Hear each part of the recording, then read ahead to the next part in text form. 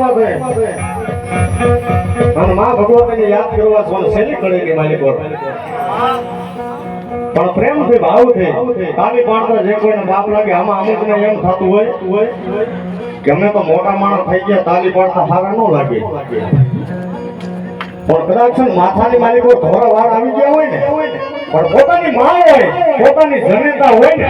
એની પાસે ઉભો રહીએ ને નાનો ગગલો જ કહેવાય મોટો માણસ ન કહેવાય ભાઈ પણ એવું સમજી માતાજીની ખાલી 2 મિનિટ તમામ ભાઈઓ બહેનો બે અવતાર કરી કારણ કે હજી પાછા માતાજીના પાનાધારી ભુવા દાદા છે પણ કેવા હું રમે મારી દરિયાની દેવમાં